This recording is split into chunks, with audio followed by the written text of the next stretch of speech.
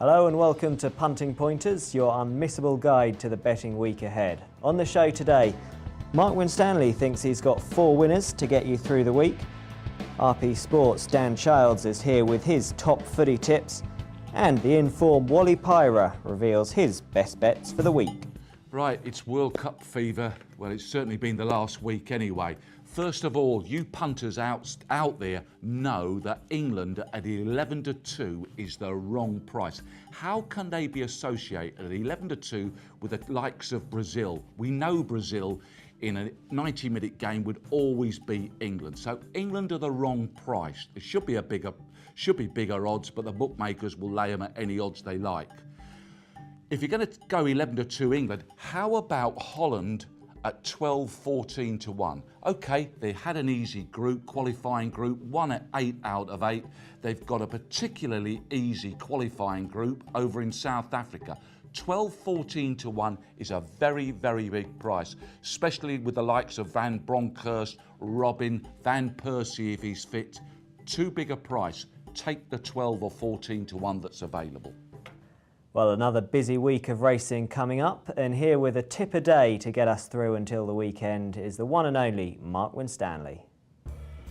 Morning ladies and gentlemen, it's me Mark Winstanley here, looking ahead to the week ahead. Bay Cherry last week done us a nice favour, winning the market raising, and of course Lavin Oak Lad second at 8 to 1 at Exeter showed a nice profit for the week.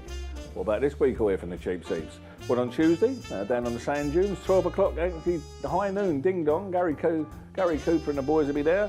5 furlong nursery at Savile tomorrow on Tuesday. Also like in this race is Lucky Mella.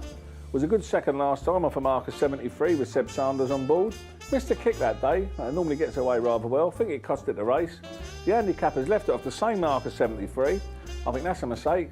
Seb Sanders rides the horse again, drawn in stall 1. If there's a bias at Savile on the straight tack, it's normally over to that far side. Stall 1, a big advantage.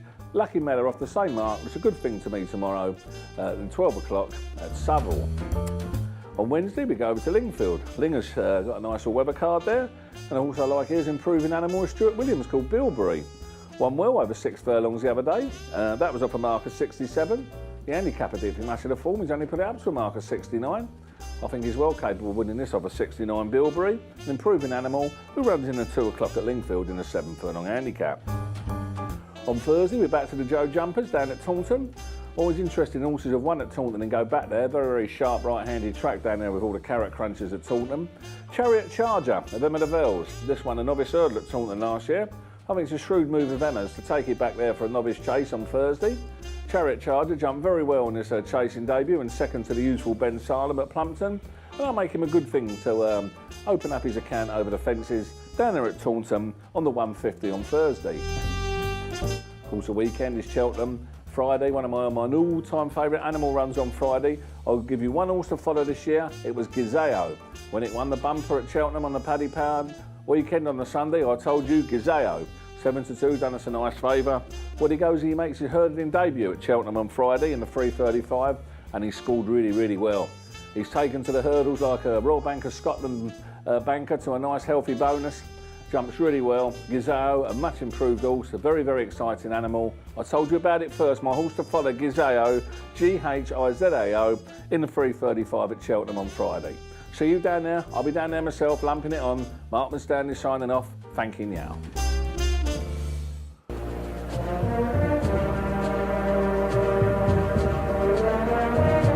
Okay, the BBC Sports Personality of the Year. Well, I really don't know what it means too much now without Tony McCoy being in the final team. But still, there we go. If we're going to have a flutter, Jenson Button, even money. I mean, if Lewis Hamilton couldn't win it over the last 2 years, I cannot believe that Jenson Button, he was odds on at one occasion. The massive gamble on the Manchester United player Ryan Giggs. He was 100 to 1. He's now down to 5 to 2. Why have the bookmakers cut him like those odds? It's because every Manchester United fan from all over the country, including myself, will certainly be voting for Ryan Giggs, 5 to 2.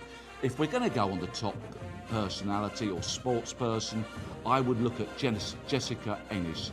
You know, world athlete, heptathlon winner. She suffered terrible injuries. She's 6 to 1.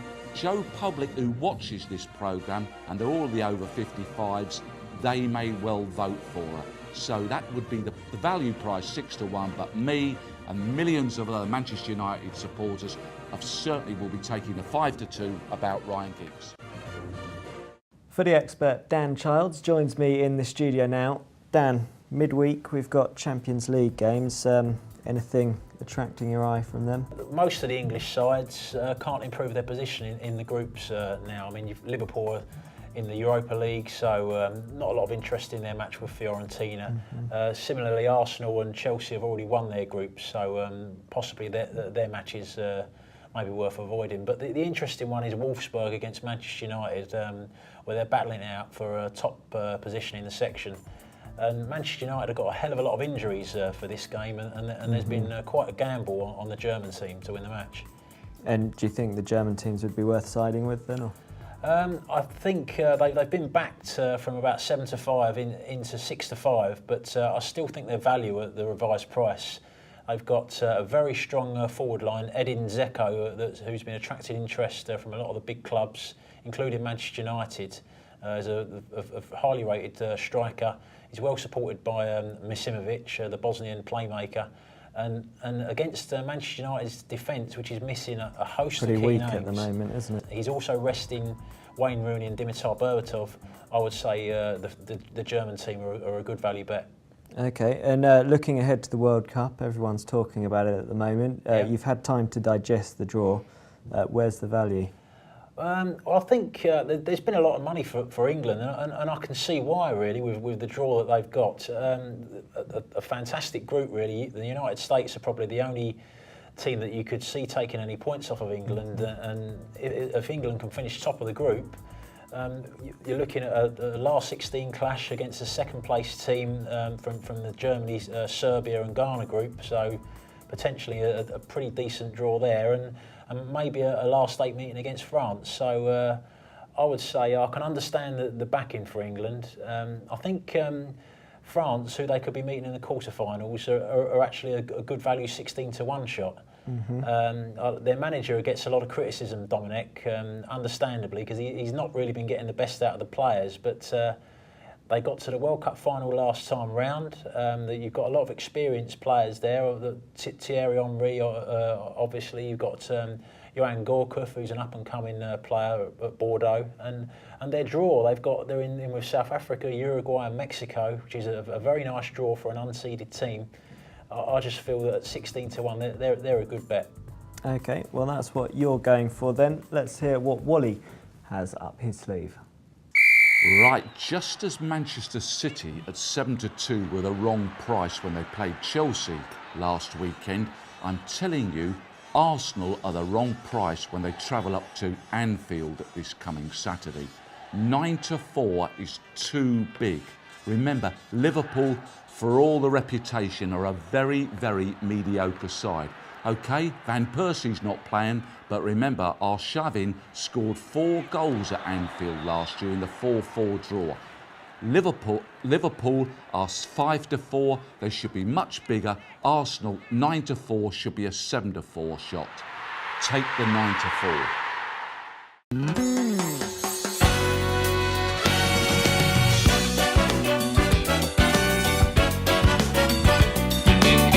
So we come to the final week of Strictly Come Dancing. 3 dancers left, and shock horror, Ricky Whittle, by far and away the best dancer of the final 3, cannot win it.